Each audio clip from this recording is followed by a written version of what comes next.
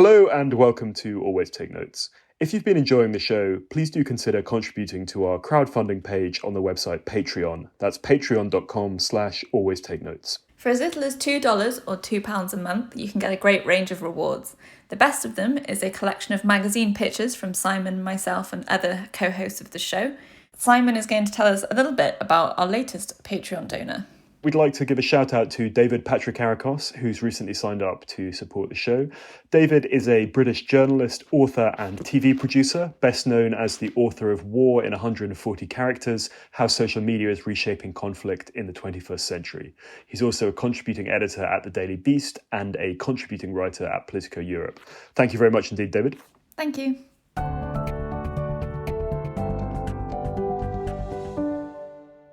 Hello, and welcome to Always Take Notes. In this episode, we spoke to Patrick Radden Keefe, an author and staff writer at The New Yorker. We spoke to Patrick about his early reporting on the US National Security Agency, his entry into writing for The New Yorker, and his latest award-winning book, Say Nothing. It's a great episode. We hope you enjoy it. Welcome, Patrick, to Always Take Notes. Thank you for joining us in another remotely recorded episode. I wondered if we could start by talking about your entry into journalism, because you studied at Columbia, Yale, Cambridge, and LSE. How did you go from all of that studying into writing? Well, I always knew I wanted to be a writer. I just didn't know quite how to make it happen. So when I was an undergrad, I would send off not even pitches, but I would write these articles and send them off to magazines. And this is like the mid 1990s, so I would print them out and send them off in manila envelopes and collect rejection slips. And so I just kind of went to school for years, to grad school in the UK, and then I came back and I went to law school. And it was the second week of law school for me at Yale when the September 11th attacks happened. And at that point, I had done some graduate work on signals intelligence and wiretapping by intelligence agencies. And so suddenly what had been a pretty obscure field of study that I knew a little bit about, I'd written a master's thesis. So it's not like I was an expert by any stretch. But I knew a bit more than the next person, and it was suddenly germane in a way that it hadn't been before. And so I kind of did it all backwards. I had tried and failed to be a magazine writer, and what I did instead was got a contract to write my first book, and that was kind of how I got up and running. And that happened when I was at law school. What were the mechanics of that, Patrick, in terms of an agent and writing a proposal? How did you feel your way through that without having had much public experience before then? Yeah, I mean, it's an interesting story to tell in the sense that I think unquestionably my own privilege plays a role in how easy this part of it ended up being, and also just a huge amount of luck. So I didn't know anything about how you got a book contract. I figured out you needed an agent to do that. I went to the bookstore and I sort of picked up books and looked in acknowledgments and figured out that generally in nonfiction books, people thank their agents. And my research for finding an agent was literally that I was just started taking note of who people thanked in the acknowledgments of books I liked. And at around that time, within the space of 3 or 4 months, I had read Eric Schlosser's book, Fast Food Nation, and Malcolm Gladwell's book, The Tipping Point. And when I looked in the acknowledgments, they both thanked the same person, this woman, Tina Bennett. And I thought, well, she couldn't be too bad. And so I wrote to her. She was the first agent I wrote to. And I just wrote her a short little email that said, I'm a law student. I remember this is right after 9/11. Mm-hmm. I did graduate work on U.S. intelligence using global eavesdropping for to advance its strategic and security aims. I think this might be a book. And she called about 3 hours later. And so it's kind of ridiculous. And it turns out that she's an amazing agent. I mean, she was then and is still, and I've been with her ever since. But it's a tricky one to talk about, right? Because the fact that I was this like Ivy League white guy may have helped in some respects, at my first year at Yale Law School, and then just a lot of dumb luck, right? The notion that I just happened to read these two books that thank the same person who happened to get back to me. I'm fully aware that it doesn't usually work that way. I quite like that considered approach, though. If other people are thanking her, she must be good. How did you go about researching that book? Because obviously government eavesdropping is not a particularly penetrable subject. Yeah, I mean, it's funny, if getting the book contract and the agent seemed easy, doing that book was incredibly hard. And in retrospect, I didn't really know what I was doing. I hadn't gone to journalism school. I hadn't worked at a newspaper. Nobody had kind of sat me down and said, this is how you report. And so a lot of it was me being an outsider. I didn't have a newspaper or a magazine I was writing for. Persuading people to talk to me was really hard, just to take me seriously at all. Did you, Patrick, was this when you just asked around in pubs by Fylingdale's listening station in the UK? I think I saw that in an interview.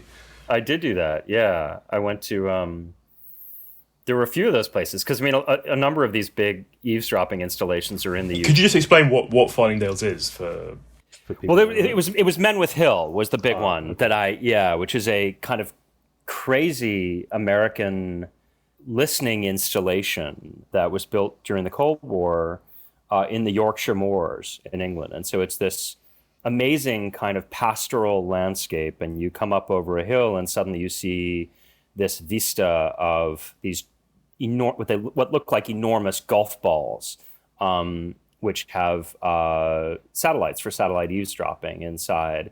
And there was something like 1,500 or 2,000 Americans who lived on this listening base that looked like something that had been, sort of dropped into the English countryside, from a bad science fiction film. And so that was the sort of thing, right? So I literally just kind of walked around and talked to people in the area and went to the local pub.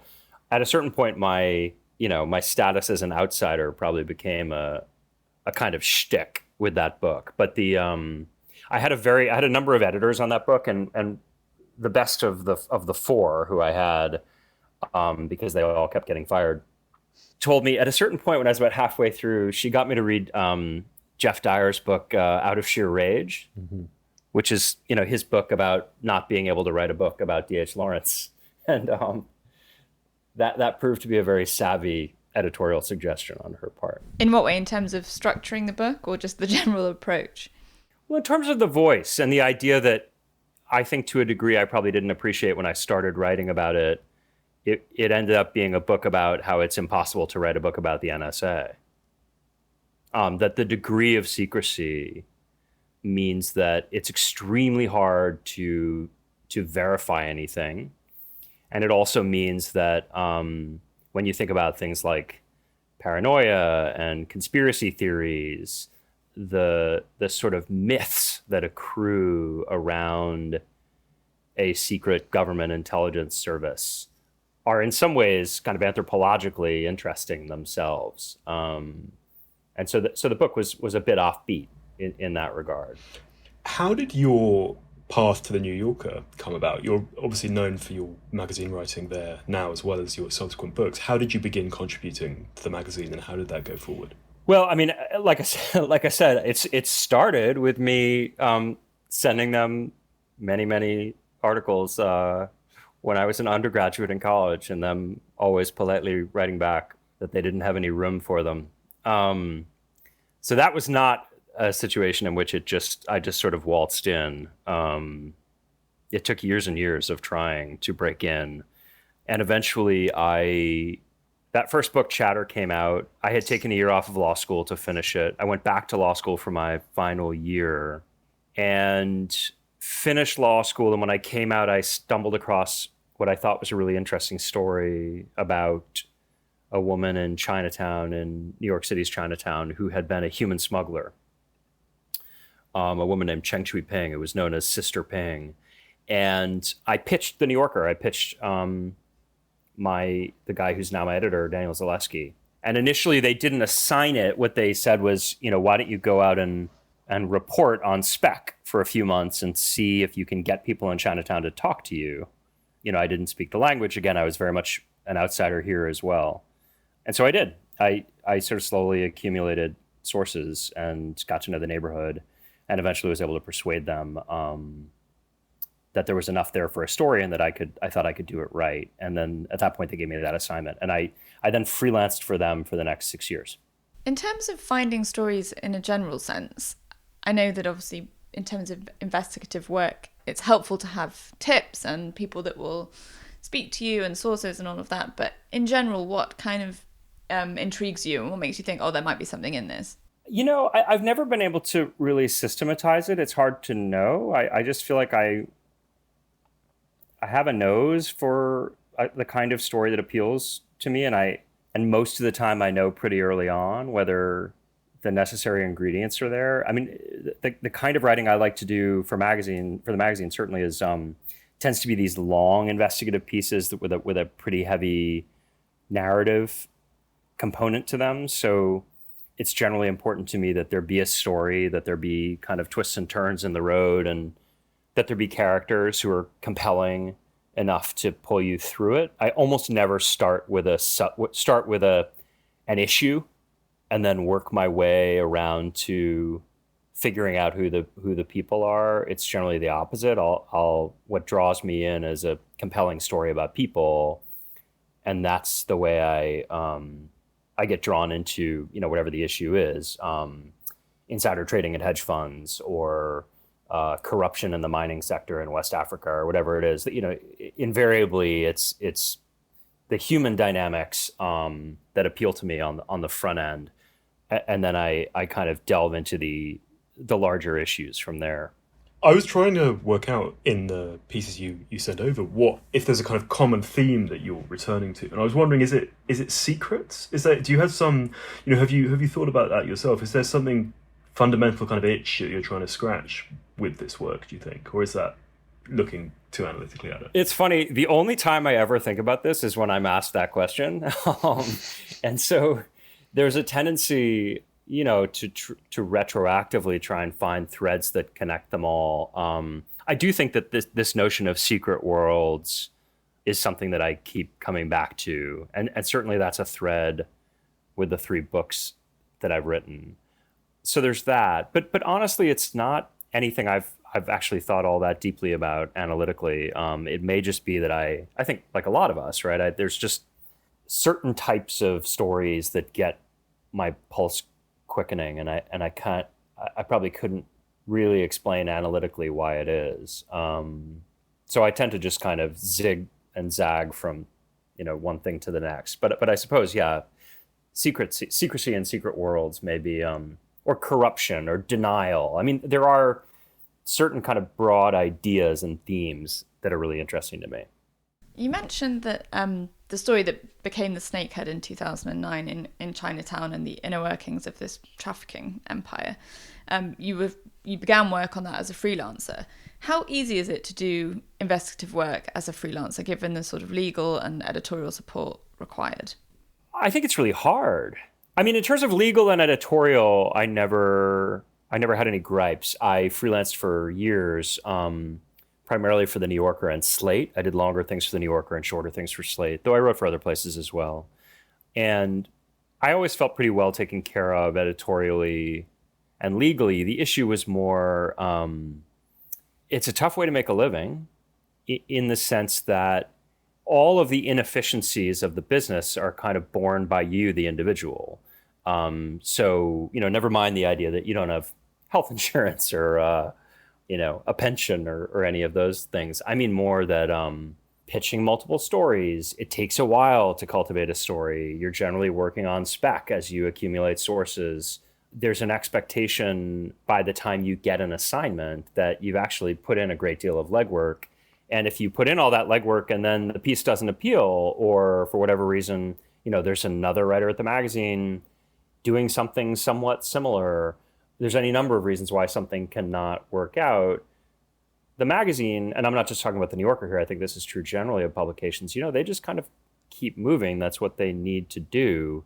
In some ways, it's what they have to do. The fungibility of your time is sort of priced into their business model.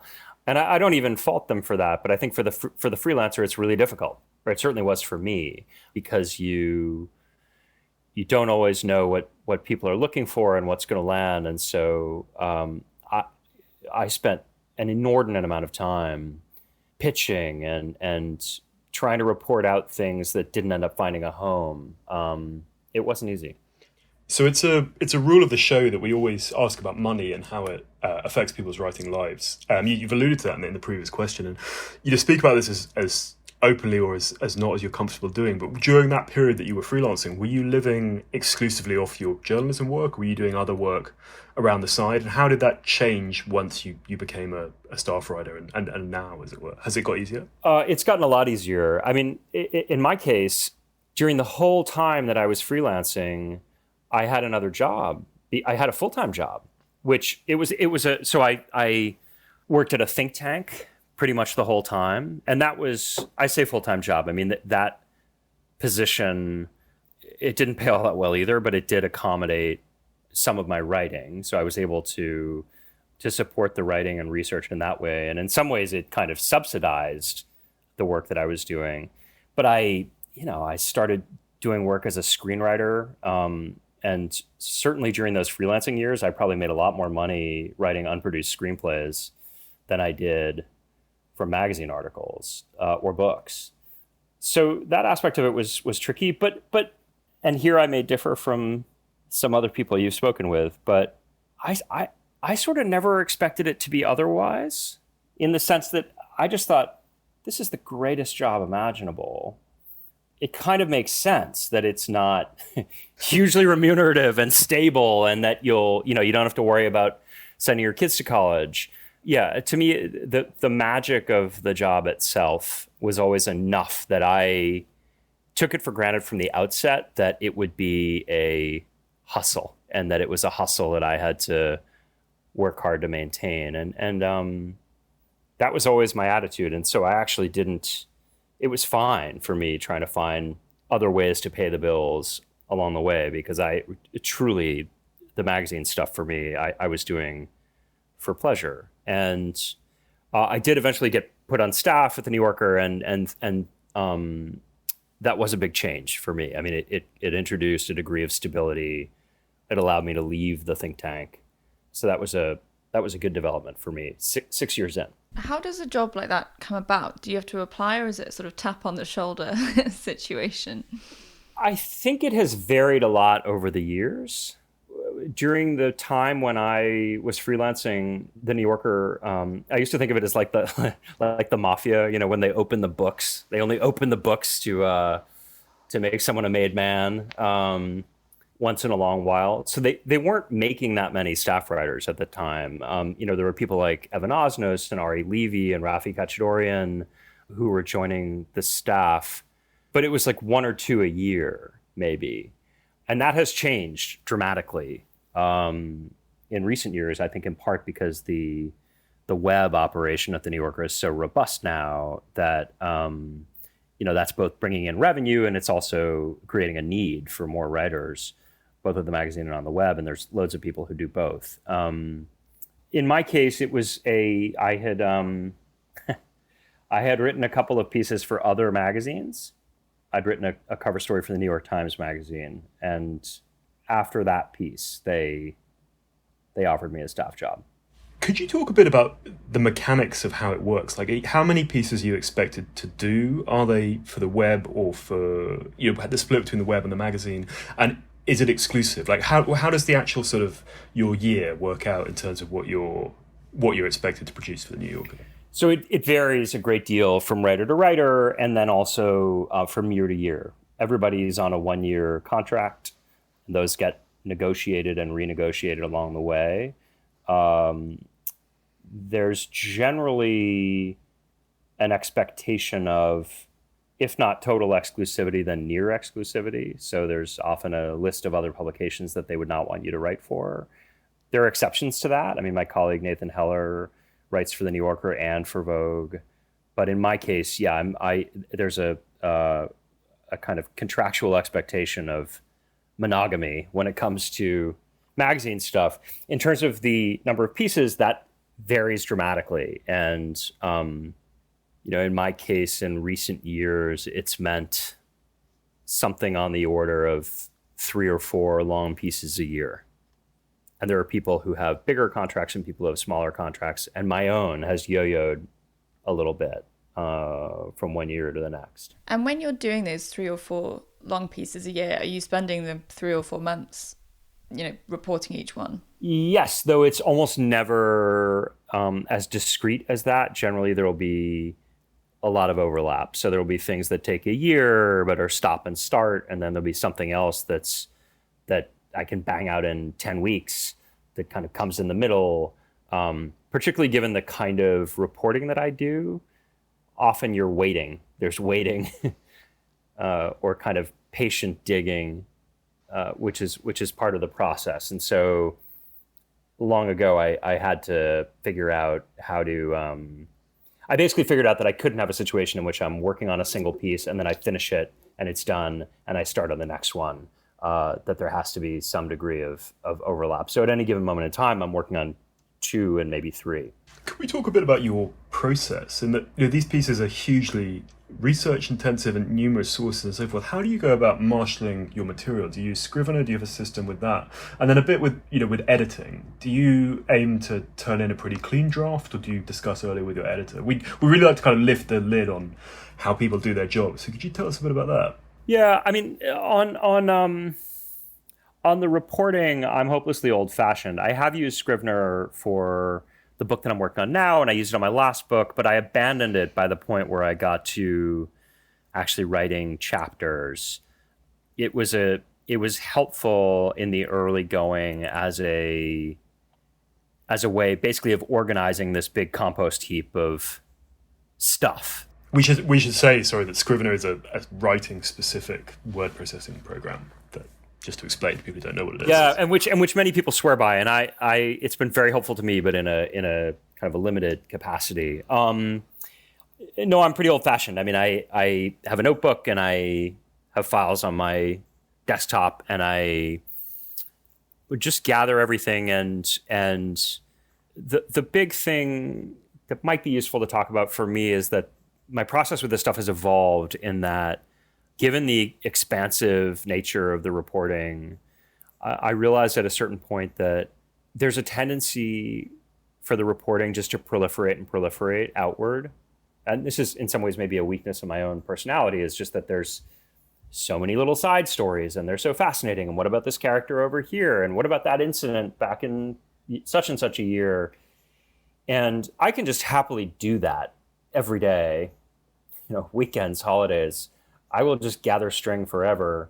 And I realized at a certain point that it was necessary to, not to start writing necessarily, but to pause pretty early on and create an outline and just sort of ask myself, what is the story that I'm telling? And have a kind of notional outline of where I'm going, just in terms of people and events. And then that becomes this organizing principle which can govern the reporting moving forward. And so it actually becomes quite liberating to encounter some interesting little side story and say, oh, that's very interesting. And in another life, or if I was writing a 30,000 word article, I would spend the next 3 days researching that. But realistically, it doesn't fit. And if I try and make it fit, it'll clot the narrative and slow the momentum of the piece. And I realize this may sound really elementary, but for me, that was quite a mid-career revelation. Once you've got that outline, does the structure within that change once you've sort of finished writing, or is it mostly stick with it once you've got it? I think of these. I mean, some of this is my all those years of screenwriting, but I think of story beats, whether it's a scene or a moment or an idea or. And so a piece for me starts like on the back of an envelope as 10 beats or 12 beats. And generally the beats don't change all that much. Sometimes I'll discover some new thing and want to add that to the mix. The order changes a lot always. But the basic sort of hinges of the piece. Yeah. Could we talk a bit about Say Nothing? And I was wondering whether the notion that you alluded to earlier of being an outsider with your eavesdropping book, when I was reading it, I was conscious that would it be fair to say you were kind of writing this as an insider-outsider? So you're American, but you're Irish-American. And I saw there's a review or a comment on the British edition I had that said, like, this was a book that had to be written by an outsider. That, it had that kind of looking in quality that no one in the UK who was too close to events could have done. Is that a fair way of looking at it, do you think? Or were you just working in the same way you would with any other assignment? I think there was an assumption that with my aggressively Irish name, I must have brought something to this story. But the truth is, I really didn't. And so, much as when I did The Snakehead, I was kind of parachuting into a culture and a history that was not my own and trying to be respectful and to talk to as many people as I could and to tell the story as I saw it and as it came to me. It was the exact same thing here. So I do think there's a tendency, even among some people who read Say Nothing, to think this is Patrick Keefe from Boston, Irish American, like professional Irish American, telling us his version of the Troubles. But I thought of it as just I thought of myself as a foreign correspondent, really. The sense in which I think it's probably a fair thing to say. Not that only an outsider could have written it, but what I think that reviewer was getting at is that there's a long history and literature of the Troubles, and it's such a vexed situation that particularly when reporting on the ground in and around Belfast, if you're from England or the Republic of Ireland or Northern Ireland or Edinburgh, and you open your mouth and you start talking, people immediately hear your accent and reflexively, I think, start jumping to conclusions about who you are and how you're going to perceive their situation. And the utility of being an American, even an American with an Irish name, is that I didn't really fit into that grid quite so easily, which I think meant that that what I told people, which is that I'm objective, I'm an outsider, I'm an empiricist here. I'm not looking to advance some thesis, I think was maybe more readily believable. Given that we're on this podcast, I can give you a long form nerd example. So what I often thought about was Truman Capote going to Kansas, mm-hmm. going to the plains, and when he shows up, he's like an alien to those people, right? He's this guy from New York City who is gay and effete and has this interesting voice and is sort of unabashedly intellectual and is a flirt and like wears enormous mufflers from Bergdorf Goodman. And there's a strange sense in which his outsiderness, I think, maybe enabled him he was able to use that as a repertorial guise. Who was your Harper Lee then in that? Yeah, well, I didn't have one. I needed one desperately. But I think these are kind of interesting choices, and I think about them all the time when I'm reporting. Do I try and close the distance between me and the person I'm talking to and mirror them and try and make them feel like I am like them? Or do I acknowledge the distance and the fact that I'm actually quite different? I'm coming from somewhere else altogether. What side do you come down on? Is it it depends on the situation? It depends on the situation. And I notice about myself, I just did this podcast, and it was a very strange experience for me as a reporter, because normally I'll go out, I'll interview dozens of people and write an article, and my voice in the article is a consistent voice. Is this Wind of Change? Yeah, it's Wind of Change, right. Sure. But in a podcast, the weirdness of it is that when I'm doing these interviews, you hear my voice as well. And the truth is that in a way that was totally embarrassing for me to hear, I fluctuate the way that I speak depending on who I'm speaking to. So it at times it felt to me, of course, it feels exaggerated to me. I'm sure it wasn't this bad for people who don't know me, but to me, it sounded like listening to somebody with multiple personality disorder, right? Because when I'm talking to an academic historian who's talking about uncovering musty files showing a CIA conspiracy back in the 1960s. There's one register. And then when I'm talking to, the guitarist from Skid Row, it's a different me. Could we talk about the art of the write around? Jerry Adams in Say Nothing, refusing to talk to you, but also in the pieces you sent over, that extraordinary Mark Burnett piece, which is done, he's not talking.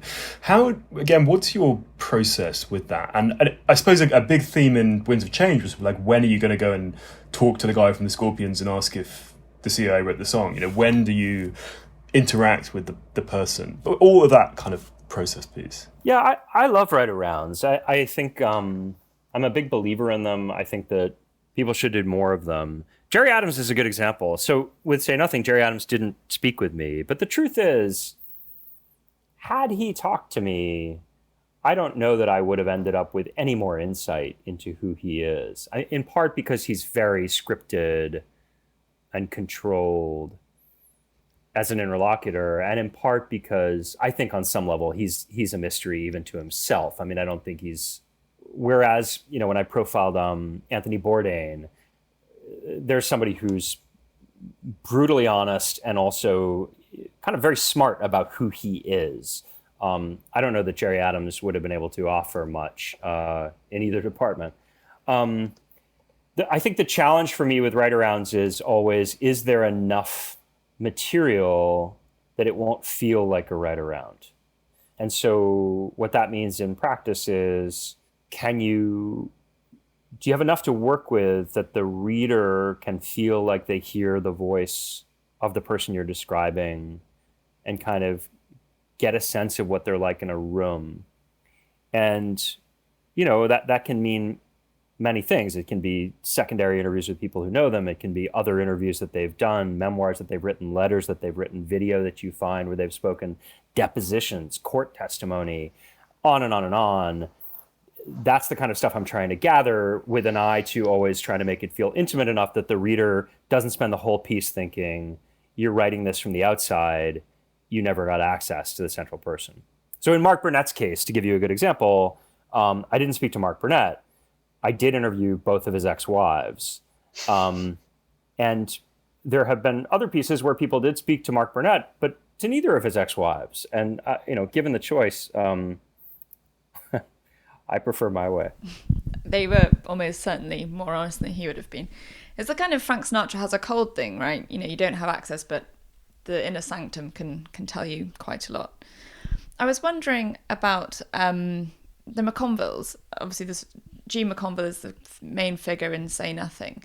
How did you make that approach to her family, given how kind of raw and traumatic that episode was in their life? Through intermediaries, which is often the way I'll approach people. So in that case, I didn't go directly to them. I got to know some people who knew them, and made the case for why I hope they would talk. And that's something with almost every piece, that's something that I'll do is, there are some doors where I won't go and knock on the front door right away. Instead, I'll try and find somebody who's proximate to the person I want to speak with and talk with them first. In their case, who was the intermediary that you went to? So there was a journalist in Belfast, a filmmaker named Ali Millar, who had made a really wonderful film that Michael McConville in particular had appeared in. And she knew them and had maintained a good relationship with the family. And then there's a group, a nonprofit that focuses on trauma and related issues stemming from the Troubles. And there was a woman who worked there who has also worked closely with the family. And I spoke with her as well before making the connection directly. The kind of denouement of that book is where you suggest who you think committed the crime and putting it to them and so forth. What was the process of doing that like, and what has been, if any, the fallout of that? Well, as a reporter, it was easily the most significant decision I've ever had to make, to accuse someone by name who's still alive of committing this heinous war crime. And I actually felt pretty good about it, I have to say. I mean, I think the all of this is explained in some detail in the book in terms of my own process. But when I first stumbled upon the identity of this person, I had discovered this clue, which sort of brought me maybe 90% of the way to certainty. And at that point, I wouldn't have published the name, but I did a bunch of additional due diligence and kind of got myself to 100%, to a point where I was absolutely certain that this was correct. And then after consulting with lawyers all over the place, went to an attorney for this person and basically got a no comment. And they never got back to me, and then published the name. And in terms of repercussions, there was no arrest, which was not totally surprising to me, because the standard of proof for the Police Service of Northern Ireland or the Public Prosecution Service in Northern Ireland is for good reason, is much higher than it is for me.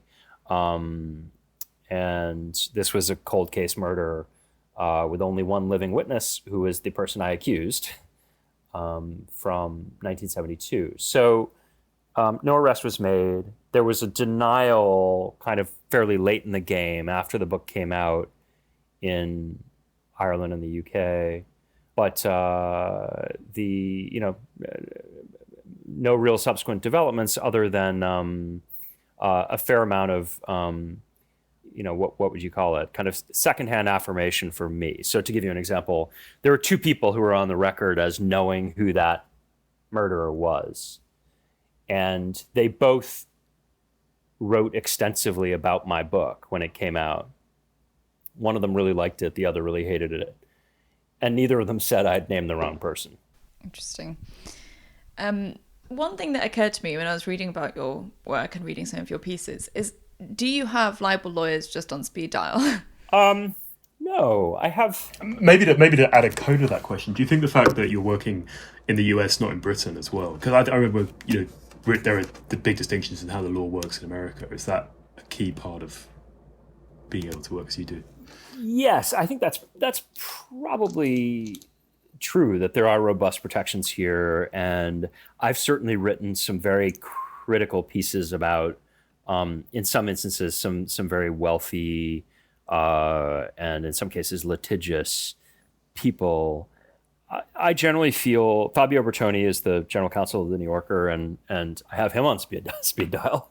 I talk with him all the time, and the attorneys, at Doubleday, which publishes me here, and at William Collins, which published Say Nothing, were also really, really helpful. But it's not a situation in which I think part of this is, having trained as a lawyer myself, I do tend to be pretty careful about what goes on the page. And so, I think that I try and be as careful as I can. And in some ways, the more heinous the allegation, like accusing somebody of murdering a widowed mother of 10, the more bulletproof the case has to be. Mm-hmm. Can we ask about prizes? This is another kind of running theme that's come up in the podcast. What prizes people have won and what impact they've had on their careers. Jay Rayner memorably told us that prizes make it harder to fire you. And other people, we had Anne Enright talking about winning the Booker and how that shifted things for her. You won the National Book Critics Circle Award, been nominated for others. What impact have prizes had on your career? I don't know that they have had a big impact. I mean, the New Yorker is a good example. So, I won the National Magazine Award a number of years ago, and that was a great affirmation. I think everybody was really, really happy about that, and I was pleased because it was a piece of work I was proud of. But I think there's also a recognition among my colleagues that these are incredibly arbitrary, these prizes. They're incredibly arbitrary. And so I just think personally I had seen so much really worthy work not get recognized in that fashion that that when mine did, I took it with a big grain of salt. And in some ways, I would say the same is probably true at the New Yorker. That because they've had pieces year in, year out that are just amazing, amazing, amazing pieces that for one reason or another didn't get recognized in that way. It makes it feel like it's you bought a lottery ticket and you happen to win a modest jackpot, and you'll go out and buy another ticket again tomorrow. With the book, I mean, it's certainly been nice, and I suppose maybe it drives sales, though I don't know that that's really true. But again, I'm always very aware of all the things that don't get recognized in any given year, and so I think that has led me to. It's not that I'm not appreciative. I'm deeply appreciative, but appreciative in the way of somebody who's had a bit of dumb luck. Sort of related to that, how helpful have grants been? Because Say Nothing obviously took you 4 years to research and write. How did they support you in that process? Grants have been hugely important for me. When I was a law student, just after getting the contract for my first book, I think literally somebody canceled. I applied for a fellowship at the New York Public Library at the Cullman Center for Scholars and Writers to take a year off of law school and write this book. And I didn't get it. I got a rejection letter. And then a few weeks later, they called and they said, like, somebody else can't do it. So we have an opening. Would you like to do it? And I jumped at the chance, and I moved into New York, and that 9-month period changed my life. I wrote that first book there. I met loads of people. I didn't really know that many people in kind of literary or journalism circles in New York. And I formed relationships there that continue to be really important to me today. So there have been others since then, and that kind of additional support, particularly when I was a freelancer, it was make or break. There wouldn't have been a way to do the work. The Snakehead, my second book, I got a Guggenheim to do that, and I couldn't have done it. I couldn't have done the travel and the reporting. I just couldn't have afforded it.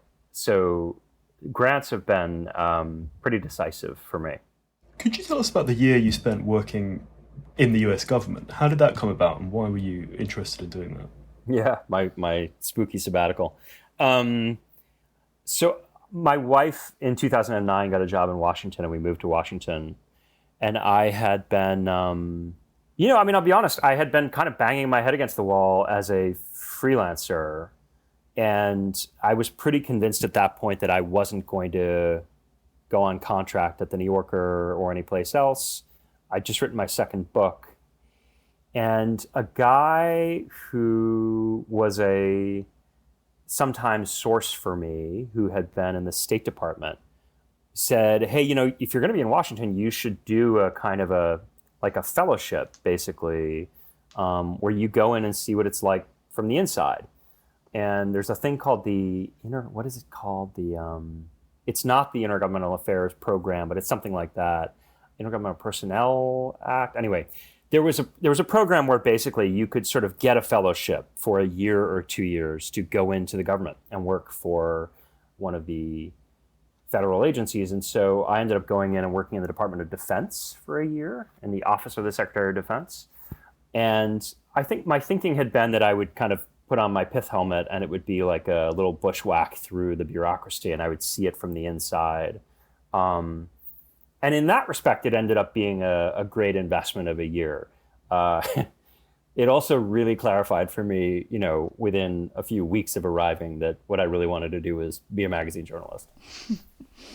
Have you ever been tempted to write a book about that experience or not? Put it behind you. I think particularly given that it was the Department of Defense, it's just like such a vast bureaucracy. I mean, it made me really appreciate the work of Armando Iannucci, like a film like In the Loop or Veep does this as well. But I was just so struck. I think I went in thinking that the Pentagon would be, like generals kind of striding with purpose through marble hallways. And you get in there and it's like the DMV. I mean, in practice, it's like tens of thousands of people who go to work in this enormous building, and most of them are just thinking can I sneak out of here in time to coach my kids' Little League? And there's loads of redundancy because there's so much money sloshing through DoD that you have all these offices where they're like desperately trying to prove that what they do is different from what the people in the office down the hall do, and that we should keep paying for both offices to do that. It was just, the whole thing was kind of comic from start to finish. Patrick, we're coming up towards the end of our time, but could you tell us a bit before we go about your screenwriting work? How that began and how that has dovetailed with with your other pieces, and maybe a bit about the kind of burgeoning relationship between the streaming services and long form nonfiction writing that's developed in the past 10 years. I'd always been interested in film, and so screenwriting was something I always wanted to do, and I have a really impressive record of unproduced screenplays. It's amazing to think that somebody could go as long as I have, writing things as paid gigs and seeing them not get made. But I started, I don't even remember when it was, but it was probably 2005, I think. I think that because the first writer's strike interrupted a project I was working on. And I just, I had a friend who was a screenwriter who had a meeting with somebody at HBO, and he brought me into the meeting and we pitched a show. And that first thing we did was, it was a story sort of about the world of intelligence. So it was like right after I'd written Chatter, and it was a world I knew about. And we sold the show to HBO and wrote a pilot, and then they didn't make it, but they liked it. So they got us to write a different pilot about something else. They didn't make that. And at that point I was kind of off to the races. But it's just been a thing I've done on the side for years. And it's, two thoughts that might be helpful. One is that the connection between long form and Hollywood, I think is like mostly good. I worry about it at times. I think that there are some weird things going on where you get people who basically are producers who stumble on an idea or a story, and they feel like they can't set it up as a TV series or a film. And so they go to a journalist and they say, hey, can you write this as an article first? So it's like a piece of IP is the way they would refer to it. And then we can set that up. And I feel like that's a kind of fraught. People have come to me with those things, and I wouldn't do that myself. I don't begrudge anybody who does. But that to me is, I worry a little bit about the integrity of the magazine article if the whole idea from the get-go is that you have a producer attached and you're hoping, you're going to spend 6 months doing something that in your heart of hearts you really hope will become something that's not the thing that you're doing. That seems a little weird to me. The only other thing, in terms of screenwriting that might be worth mentioning is that it's been really helpful for my journalism in terms of thinking about structure, which maybe is a bit counterintuitive. And I sort of only realized this recently, but in thinking about how you construct a scene and particularly how you transition from one scene to another, all my years as a failed screenwriter have at least hopefully paid dividends in that respect. Well, that is a great note to end on. Thank you so much for joining us, and all the best with your projects going forward. Thank you. My pleasure. Cheers, Patrick. Take care.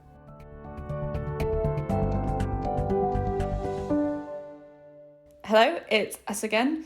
Simon, how did you find the interview with Patrick? I really enjoyed it. I've known Patrick for a few years, and he's been a kind of very gracious advisor and sort of mentor to me in various ways. So it was really excellent to have him on the show. And I think always interesting, from the outside, he looks like he's absolutely the top of his game and really smashing it out of the park, and really interesting to go back to, the beginning of his career and the challenges he had writing on the NSA and making his way at the New Yorker and so forth. And I think really kind of humanizing to peel that back. I enjoyed it a lot. Rachel, what about you? Yeah, Patrick had been on my sort of target list of guests because I read Say Nothing last year and loved it. And I've read a few of his New Yorker pieces. He wrote a great one about, I think it's at the Met, people who have like an amazing memory of people's faces, and they're being employed by the Met to sort of go through camera footage near crime scenes and see if they can spot people, which is just, would advise anyone checking that out. It's a really good read. But yeah, I really enjoyed talking to him, and was particularly heartened to hear about his screenwriting efforts and how they've made him a better journalist, which is obviously of interest to me doing screenwriting and studying all that side of things. If it makes me a better journalist, then that is great. How is the screenwriting course going? Good. I am actually about to listen to a talk after we finish recording this by Aaron Sorkin. Oh, really? Okay. Yeah. Hosted by BAFTA. I saw him give a talk at the South Bank, I think, a few years ago with his film about the snowboarder. Do you remember that? She was like a competitive winter sports person who then set up a poker game or something like that. Oh, Molly's Game. Yeah. I saw him give a talk at the premiere of that, which was really interesting. I think so. This is about the trial of the Chicago 7, his new film. So I'm looking forward to that. I watched that actually, I enjoyed that. And I've never watched The West Wing. Yeah, neither. I was watching it with my girlfriend. It was like, this is a lot of like a very, typical Sorkin-esque direction and stuff like that. So I enjoyed that. How's your work going? It's fine. Both Rachel and I have been struggling slightly to record this evening because we're a little bit exhausted, I think, from our respective things. But yeah, I'm in the middle of this magazine piece for Runner's World, which is about blisters. So it's meant to be like the definitive last word on blisters on your foot. Between the Premier Inn and the blisters, you're living the most glamorous journalistic life. It's just relentless. So I've been talking to physiotherapists, and I talked to the people who make Compeed yesterday. Oh, yeah. The blister plaster, and to a sock manufacturer today. So all sorts of things like that. But yeah, and as ever, just kind of juggling that with a whole sort of range of other things. So it's keeping the various balls in the air. And I just, for this piece I'm doing for 1843. About contact tracers, so the follow-up to my big COVID story, I did the second edit on that over the weekend, which was fine. I'm really tempted to make a foot pun there, keeping you on your toes. Sorry. The one I've been using actually a lot with the people I've been interviewing is saying, "Have you got good that you've got skin in the game here?" Oh. Literally, when we're talking about feet. So that's been interesting. But yeah, just trying to kind of manage my time as efficiently as possible. And because I had this like Damascene moment earlier this autumn where I discovered the app Expensify. I don't know if you know about this, Rachel, but like I suddenly realized like this could save me having to like ever sit down with like a pile of receipts and go through that and things. And I was just like, this can save me so much time. So I'm currently trying to like on like a sort of efficiency drive as to anything I can do to just reduce the amount of time I have to spend doing like admin stuff that is essential but I don't enjoy that much and things, just because I feel I'm a bit kind of thinly spread. But no, it's fine, and this story should be interesting. I'm also having a bit of a fight with another publication who shall remain nameless about a story fee and stuff like that, and late payment and that kind of thing, which is a tediously predictable part of this world as well. We often come up, but yeah, no, it's all is good. I think it's just keeping all the balls in motion. Great. Well, this has been Always Take Notes, hosted by me, Rachel Lloyd, and me, Simon Acomb. Our producer and social media editor is Katie Lee. Our graphic design is by James Edgar. Our score is by Jess Danheiser. If you'd like to follow us on social media, you can find us on Facebook and Instagram at Always Take Notes, on Twitter at Take Notes Always, on Patreon at Always Take Notes, and if you'd like to leave a review on iTunes, please do. Many thanks.